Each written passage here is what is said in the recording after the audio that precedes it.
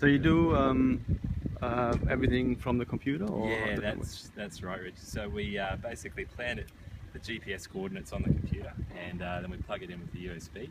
And the drone operator basically needs to launch the drone safely, get it airborne up to the target altitude, and then we hit start, and the drone heads off on its way and basically gets overhead its first waypoint and then starts taking its shots. So we set the overlap manually depending on what sort of accuracy we need. So the more overlap we have, the more accurate data we can achieve. I guess the byproduct of that, it's a little bit slower, so we've just got to balance that depending on the site. And then once we sort of run out of battery power, then basically we bring the drone down manually. We then change the battery, relaunch, and hit continue, and it'll fly back to its last waypoint and continue again. So, fantastic, sounds good. no, have a look. The N variant, the one we've got, can't remember exactly what it's called, but yes. So that out.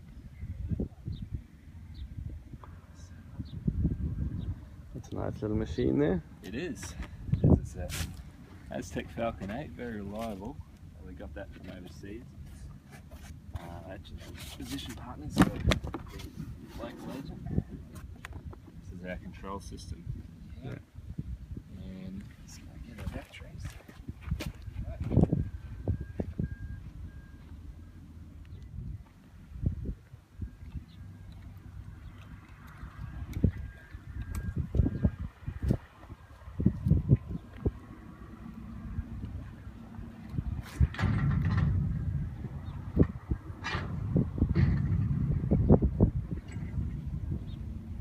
We're currently getting the drone ready, connected up, checking everything, ready to get her airborne.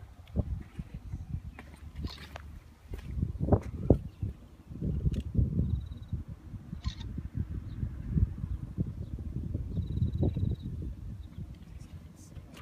it up to a safe height, and then we can continue, acting like usual. So yeah. The main thing is just obviously safety comes first. So we'll get it up to that safe altitude, and then from there, I'll commence our demonstration, what we're sort of looking at today. I'll have a bit of a chat to you about it. Yep, no worries. All right, so very good. We'll get back a bit further. Yep, great, thank you.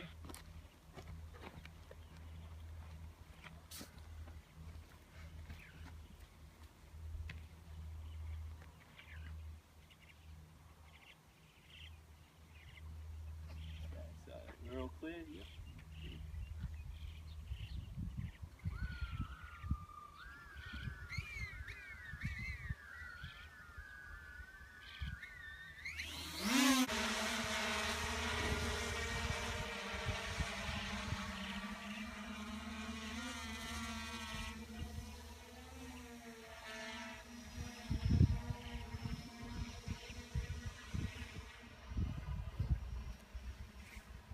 So we see her doing her own thing up there.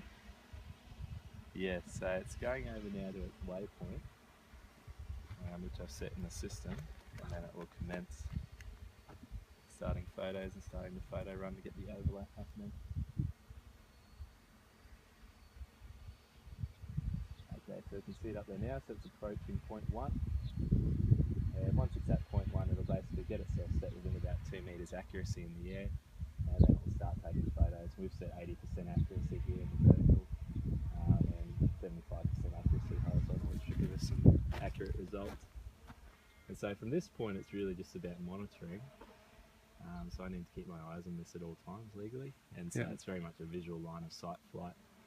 And so I'll refer back to the monitor briefly just to make sure everything's okay, but otherwise eyes on the UAV, and then once it gets close to the battery change, I'll hear an alert and basically bring it in manually to land. Then we'll send it back up again and continue from the last point. Oh yeah. Oh yeah, okay. So it goes from point to point, takes a shot? Yes, yeah. So it sits in the middle of that point, gets stable, takes a shot, then continues to the next location. I'll try to get it on my Yeah, a bit hard. zoom Just away here. from the sun, man.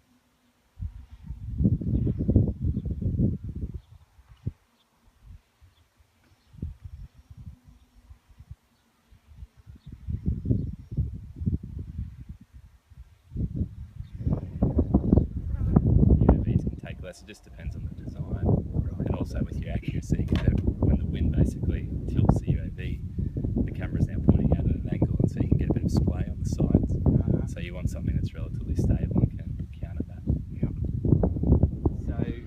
uses photogrammetry.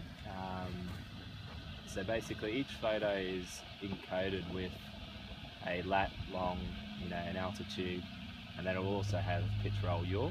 And from that, we then basically plug all the photos together, and we use a software program that really accurately stitches the photos together. And it's able to judge basically each individual pixel. It gives it a location in space. Oh yeah. And it compares the pixels in each photo, and then is able to tell basically, if the height's changing, or if we've changed lat long or lateral sort of separation. And once we've stitched everything together using this program, we come out with a very accurate 3D model, and based off that model we can then accurately measure basically point grids, we can get slopes, we can get elevations, measurements in terms of road slopes, distances, and we're finding the accuracy is down to around 3 or 4 centimetres.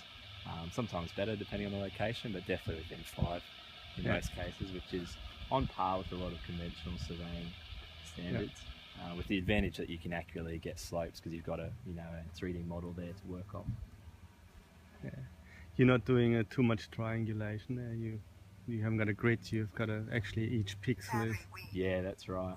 There's that signal.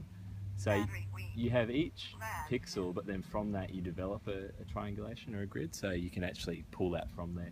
So you really get too much data. Yeah. And then she's coming back now for battery change. That's right, battery change now.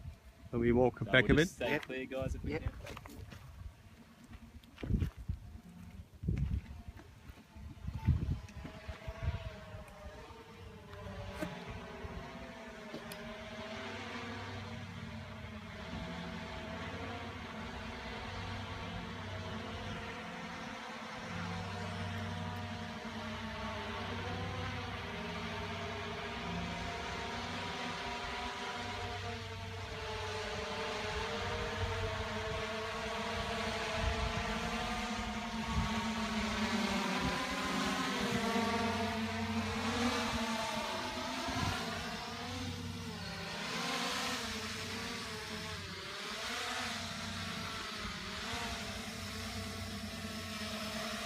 $70,000 worth of hardware and landed. Beautiful.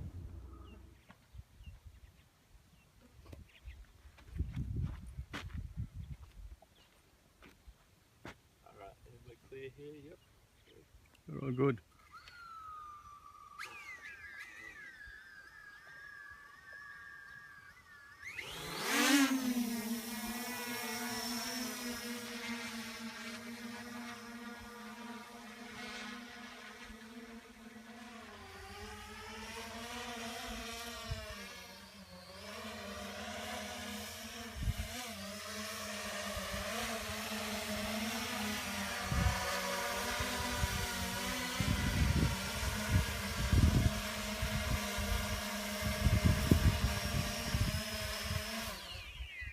So we've got some issues with overheating computer at the moment.